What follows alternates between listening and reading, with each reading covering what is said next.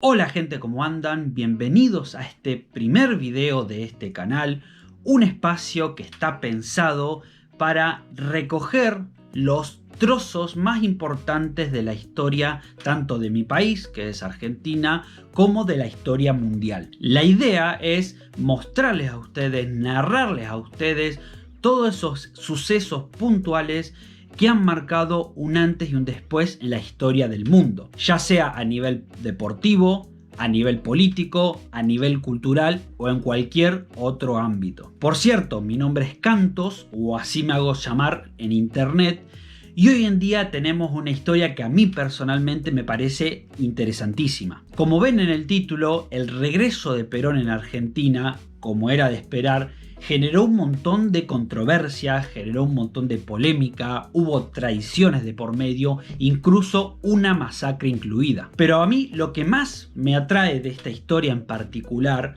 es el cambio que sufrió nuestro protagonista, el general Juan Domingo Perón. Así que nada, mi objetivo el día de hoy es intentar narrar la sucesión de hechos y darle un poco de contexto a este momento que fue tan importante para la historia de Argentina. Les doy la bienvenida al regreso de Juan Domingo Perón a la República Argentina. Espero que los disfruten.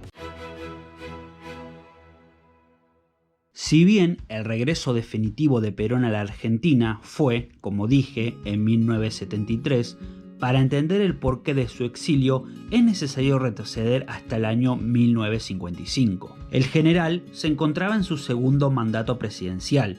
En el país se vivía un tenso escenario político. Aunque, para ser justo, ¿cuándo no se vivió un tenso escenario político en este país? Sin embargo, durante este año en particular, las cosas iban a escalar a proporciones nunca antes vistas. Para entender el conflicto es necesario entender qué ideas eran las que representaban al Perón de esa época. Defensor a ultranza de los trabajadores, había logrado el apoyo de prácticamente toda el ala izquierda del país, y a pesar de que él no se considerara a sí mismo como marxista ni comunista, de alguna manera la juventud revolucionaria y antiimperialista de esa época se sentía representada por él. Como es de esperar, toda fuerza tiene su resistencia. En la vereda de enfrente se agrupaban aquellos grupos que se consideraban en las antípodas de estas ideas, compuesto por intelectuales, militares, la Iglesia Católica y prácticamente todo aquel que se consideraba antiperonista. Aunque no llegaban a ser mayoría, sí formaban una fuerza bastante numerosa. ¿Vieron que hasta hoy en día se habla de ese concepto de grieta, de una separación entre los argentinos que parece irreconciliable? Bueno, la verdadera grieta sucedía en esas épocas, en donde los conflictos no solo eran a través de redes sociales, sino que directamente pasaban al campo de batalla. Sin ir más lejos, lo que provocó el fin de la segunda presidencia de Perón y su posterior exilio al país fue nada más ni nada menos que un golpe de Estado. Sí, de esos que eran moneda corriente en esa época. Ahora, la pregunta es, si estos dos bandos venían en conflicto hace muchos años, ¿por qué el golpe de Estado no surgió antes? Bueno, se dice que en el año 1953 la relación Perón-Iglesia Católica había sido relativamente buena a pesar de las diferencias ideológicas. Sin embargo, con la muerte de la primera dama, Eva María Duarte de Perón, esta relación empezó a desgastarse a pasos agigantados, tanto que en el mencionado año de 1955 terminó por estallar todo. Y cuando digo estallar, lo digo literalmente. Ya venían sucediendo varios ataques a lo largo de todo el país por parte de los grupos conservadores, incluso llegando a intentar algún que otro golpe de Estado fallido. Pero sin duda, el más fuerte y recordado de todos sería el famoso bombardeo de la Plaza de Mayo del 16 de junio de 1955. No voy a profundizar en este tema porque es un hecho que requiere un video aparte, pero para que se hagan una idea de la magnitud de lo que fue este acontecimiento, de la nada aparecieron varios aviones pertenecientes a la Armada Argentina y cuyo único objetivo era bombardear la Casa de Gobierno y asesinar al mismísimo Perón. Bombardearon tanto la Casa Rosada como la Plaza de Mayo, dejando un saldo de más de 300 muertos. Incluso algunos historiadores se atreven a decir que en realidad el saldo de los muertos supera los 500. Más allá de cuál sea el número exacto, sin duda este hecho fue uno de los más tristes de la historia argentina, un absoluto caos. El golpe militar definitivo vino unos meses después, precisamente el 16 de septiembre de 1955, encabezado por el general Eduardo Lonardi y con gran apoyo de la Iglesia Católica, ahora enemistada con Perón. Una vez habían podido adquirir el poder, empezaron a perseguir y fusilar a civiles, políticos, incluso militares que se opusieron a este golpe. Ante esta situación de guerra civil inminente, Perón se vio obligado a irse del país antes de que él fuese la siguiente víctima. Desde ese momento, tanto Perón como el peronismo estaría proscripto nada más y nada menos que 18 años. No solo tenían prohibido participar en elecciones presidenciales, sino que además, durante los primeros años, decir incluso la palabra Perón era considerado un delito. Primero se fue a Paraguay, después a Panamá, República Dominicana y termina sentándose en Madrid, España. Sin embargo, este intento del gobierno militar de eliminar todo rastro de la figura de Perón solo hizo que su leyenda se agigantara, al punto de que lo convirtió prácticamente en un héroe de guerra. Durante estos 18 años pasaron muchísimas cosas y también muchísimos presidentes. Primero, como dije, fue Lonardi, luego sucedió Aramburu, otro militar. Luego asumió el radical Frondizi, a cual también derrocaron por un golpe de estado. Asume el militar José María Didó.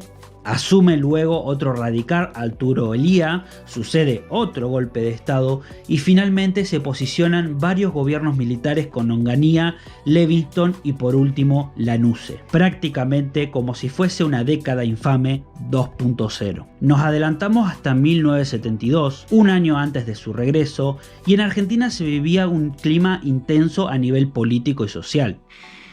Sí, otra vez. ¿Qué esperaban? Los paros y las huelgas hacen que la presencia policial en las calles aumenten y se produzcan varios focos de represión. Las protestas venían de parte de gente que estaba cansada de vivir bajo un régimen dictatorial y pedían elecciones presidenciales, aunque también toda esa ebullición era apoyada por la ala más radical de la izquierda peronista. Esa parte más extrema era capaz de matar y morir por su general. Esta vez no se trataba de jóvenes sueltos, sino de agrupaciones conformadas. Entre ellas podemos nombrar el Ejército Revolucionario del Pueblo, más conocida como ERP, o las Fuerzas Armadas Revolucionarias, más conocidas como las FARC. Un tercer grupo de revolucionarios estaba ganando fuerza y probablemente su nombre les suene, los famosos montoneros. Los atentados provenientes de estas organizaciones sucedían en todo el país e iban en aumento. La situación se estaba volviendo insostenible y nuevamente había un peligro de una nueva guerra civil. Era tal la presión y el conflicto que Lanusse, el actual presidente en ese momento, decide permitir el regreso de Perón a la Argentina. Sin embargo, le pone una pequeña traba. No lo iba a permitir participar en las elecciones presidenciales que iban a suceder en 1973. En el sentido de que producirse el anunciado regreso del expresidente Perón, usted mantendría una conversación con él ese mismo día en horas de la tarde.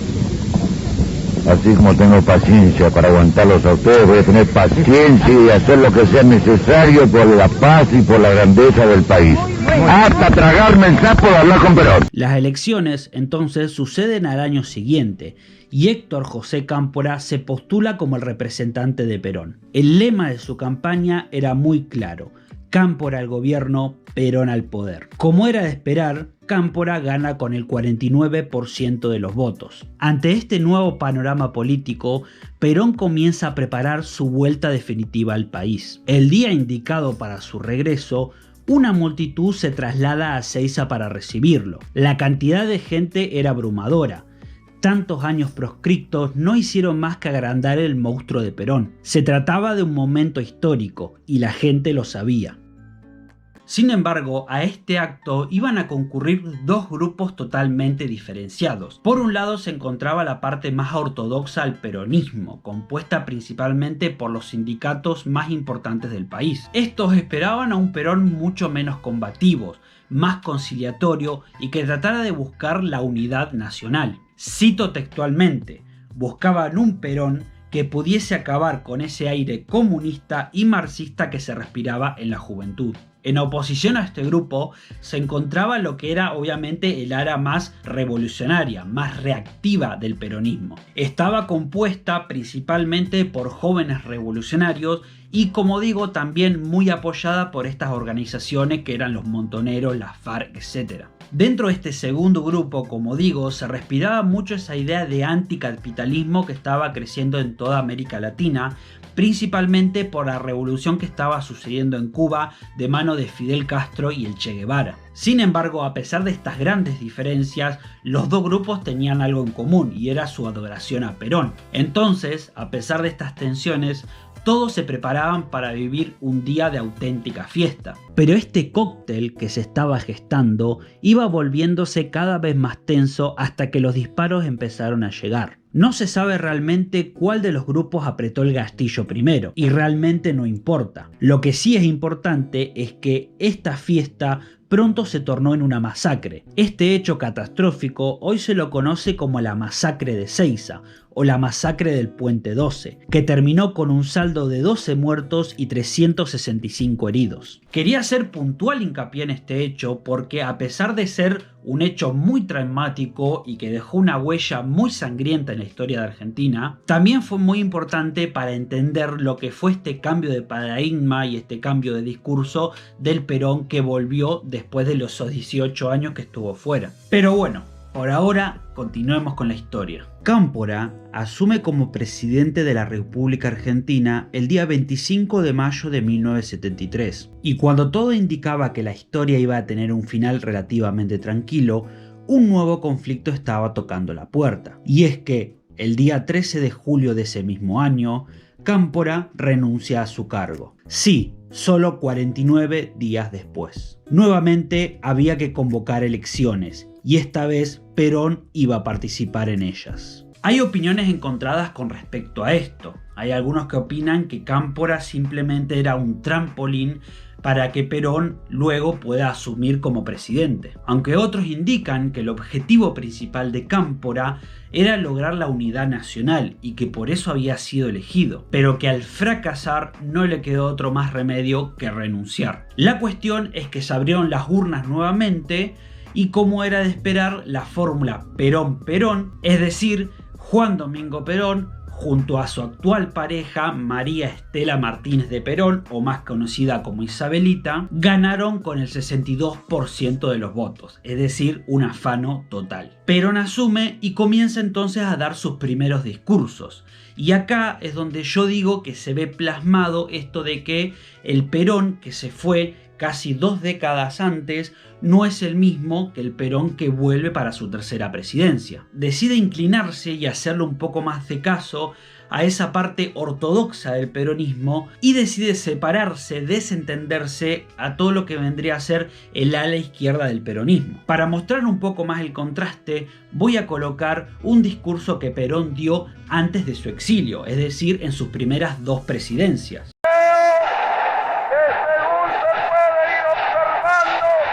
Vamos a tener que volver a la época de andar con el alambre de fardo en el bolsillo.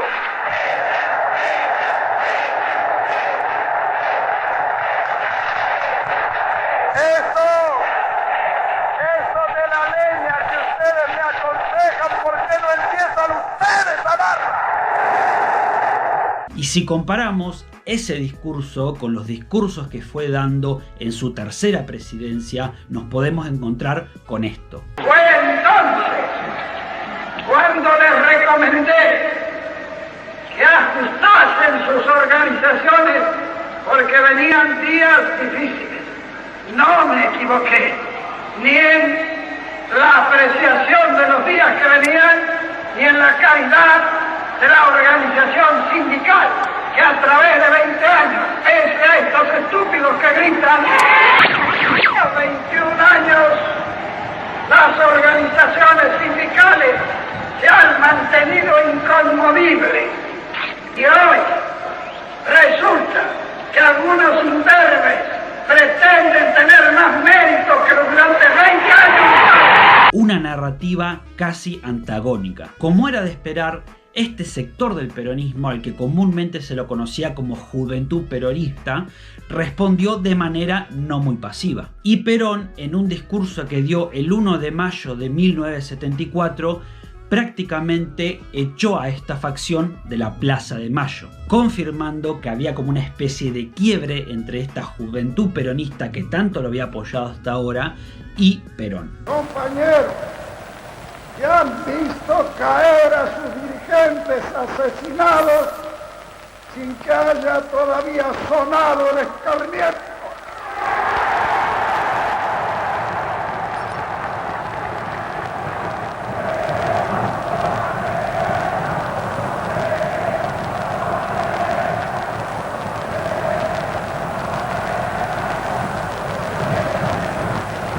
Este famoso discurso de 1974 pasó a la historia no solo por lo tenso que fue en el momento, sino que de alguna manera marcó un antes y un después en la historia de la política argentina. Pero bueno, eso seguro lo voy a dejar para otros videos. Perón ejerce la presidencia solo hasta el 1 de julio de 1974, el día que fallece a los 78 años de edad, siendo velado por una auténtica multitud.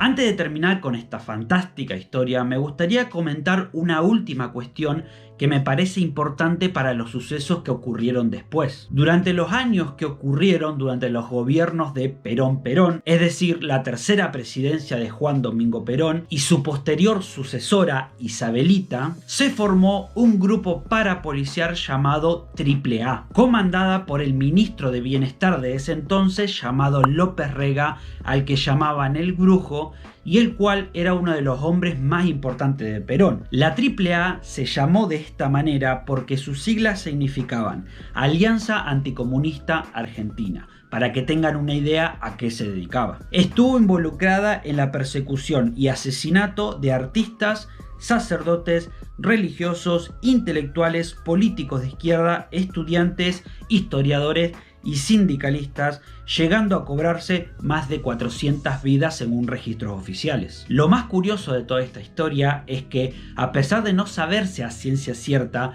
lo más probable es que Perón no solo supiera la existencia de esta organización paraestatal, sino que además lo más probable es que él haya sido el que haya dado el visto bueno, teniendo en cuenta que la base de operaciones de esta organización sucedía nada más y nada menos que en el Ministerio de Bienestar Social. Qué paradoja, ¿no? Un Perón que comenzó su gobierno muy inclinado hacia ideas de izquierdas, muy combatió con lo que era el status quo de esa época, terminó avalando de alguna manera la persecución de personas que tenían inclinaciones hacia las ideas comunistas y marxistas. Así que nada, acá termina esta historia, espero realmente que la hayan disfrutado. La verdad que me parece una historia fantástica, llena de ida y vuelta, llena de sucesos. Comenten acá abajo en los comentarios cuál quieren que sea la próxima historia que salga.